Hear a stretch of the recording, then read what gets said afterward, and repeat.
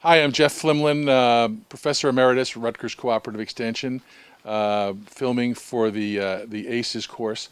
Today we're with folks from Maine Sea Farm who are just hanging out their seaweed, their kelp to dry, with Seth Barker here and Sarah Weinberg. And this stuff was harvested when, Seth? We started about what, 6:30 this morning? Mm-hmm. Yep. So we were out this morning for first thing. We only harvested maybe 200 pounds because of what we're hanging here and the way we're hanging it. That's a limit of what we can put in the greenhouse right now. Now, how many lines would this represent from out in the river? We harvested from about 30 feet of a line. So this is not lines, this is a 30-foot section of one line. Okay, and how long are each, typically how long are one of your lines? They're between 450 and 500 feet. We had tried for 500 feet. We've got a little bit of a jag in our lease, so they're between 400 and 500 feet long, and we've got 10 of them. So we've got, about right now about 4,500 feet of line out.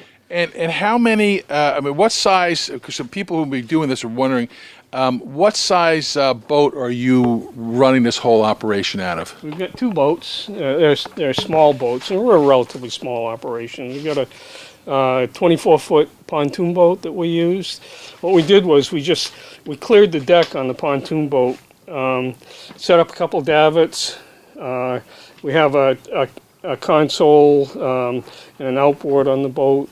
It gives a lot of deck space, and it's not an original idea on our part, but pontoon boats are great work platforms. And what's the other boat? The other's a 19-foot Carolina skiff. Okay. Carolina skiffs, particularly in the Damariscotta River with the oyster guys, you'll see them all over the place. It's a nice, wide, stable, roomy skiff that. We have a single davit on that one, so it's more our utility workboat.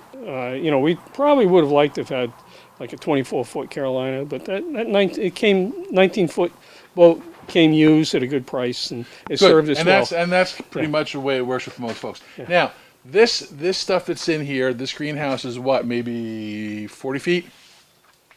About 40 feet. And so you're hanging, and you're really not. Do you have supplemental heat in here now, or not? We have a wood stove down the other end. We also have a propane burner, which we're not using right now. And our biggest source of supplemental heat is the sun. Okay. So, but the wood, Peter got the wood stove going this morning. That's why a little bit of smoke in here.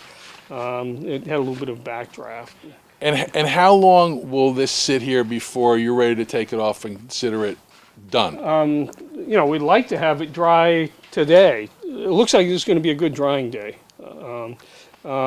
We did this Thursday, and it went into a second day on Thursday.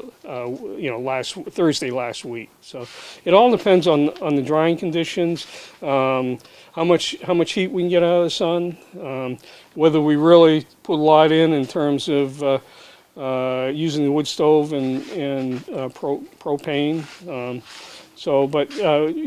We plan on doing it a day. If it doesn't dry well in a day, everything's undercover here. We can finish up the following day.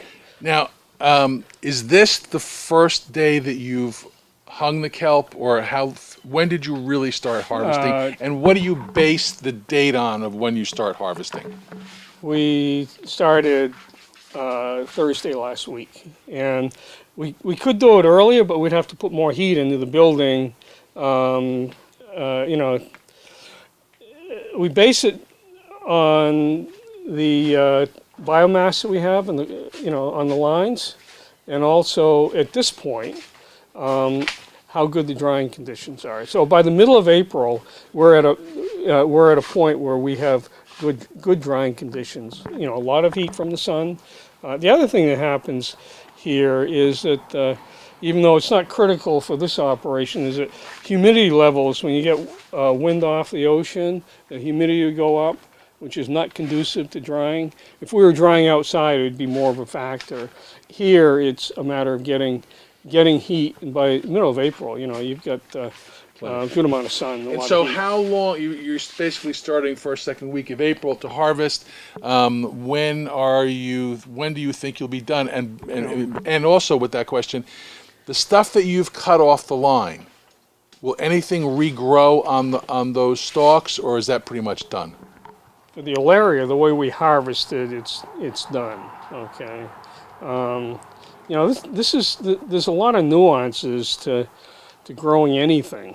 And with sugar kelp, which is the other kelp species that we grow, if you leave the lower portion, it will continue to grow and add biomass. We've done a couple years of harvesting for fresh sales, small quantities, direct sales to restaurants, and we've tried some of that selective harvesting, leaving, it's called a meristem, that active growth area, and we find that yes, we do, get additional growth, but we're not sure that it really is profitable to do that kind of selective harvest. This kind of harvesting we're just, and this particular species, we're just cutting off at the stipe level, and so there's no regrowth. So right now we've got over the last week and this week, we've only done about 50 feet of line, but it's 50 feet of bare line. So. All right, so now you said you had a lot out there still. Now, how long will you be able to harvest before you start getting biofouling on it, and which will reduce the quality? Yeah, we're starting to get biofouling right now. Oh, yeah. That's a egg mass from a kelp snail, lacuna, and this is actually pretty good. I saw a few kelp snails on the ends of the blades. We've cut off the ends of the blades here, but you start to get fouling at the ends of the blades. It's the oldest part of the blade. Oh, that's the oldest part. And you start to see that fouling on the oldest part of the blade. We'll be able to go until the end of May and be able to harvest with assurance that we have minimal amount of biofouling. It's different from year to year. This is farming. Things change. But we'll be able to go to the end of May. Last year we actually were harvesting into the third week of June, but we had a period where we thought we were done, but we found that actually in that third week of June, the section of line we were working on was clean enough that we could use it without too much work cleaning up and discarding heavily fouled. When were these lines put out? In the fall? They were put out in the fall. We started middle of September. We seeded lines in October, and then again in early December. So this was seeded in October last year. So. And we probably could have started harvesting this a little earlier. It was ready towards the end of March to be harvested. Seth, another question I've had is: do you leave the back line, the whole main line, in the water after you harvest this in the spring until next fall? How does that whole part of the operation work? We do leave the lines in the water through the summer. We'll clean them at the end of the season, clean them in June or July when we finish up, more likely June.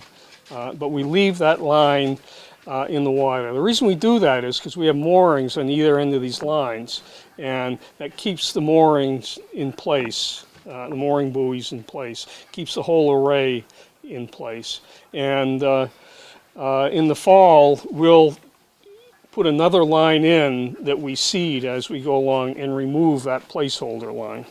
The placeholder line in between the two end buoys, is that what we're calling that? Yeah. Okay, good.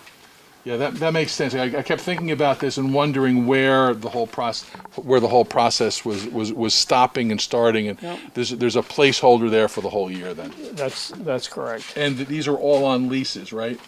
Yes, this is all on leases. In the Okay. state of Maine, in order to do any activity like this, it needs to be a lease or a permit. There's a small quasi-lease called LPA, Limited Purpose Agriculture, which is a permit rather than a lease. But yes, it all has to be done on a lease issued by Maine Department of Marine Resources.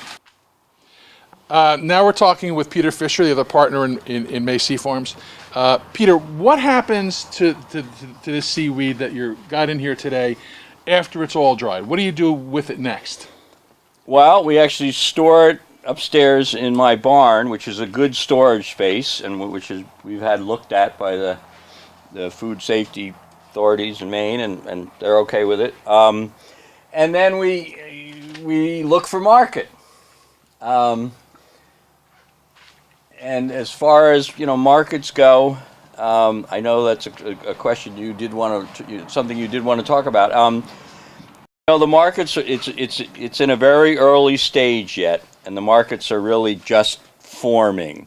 But I can see this year, because this is harvest season, so this is when now everybody's going, oh, what are we going to do with this stuff? That there seems to be more interest, and and consequently more interest may mean more orders. So what's the product form that this becomes?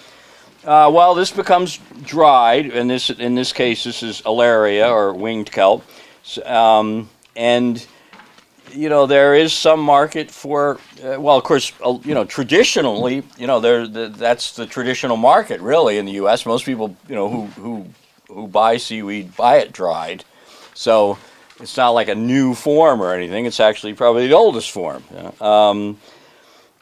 So we need to find market that's willing to pay for organically certified, Maine-grown, sustainably aquacultured seaweeds. So are these sold in retail packages? Are these sold for food service? Are they sold wholesale to other packers? Or how do you do that? Well, to answer the question generally, it would be yes to all of those. But I think more particularly on the dried, retail packages and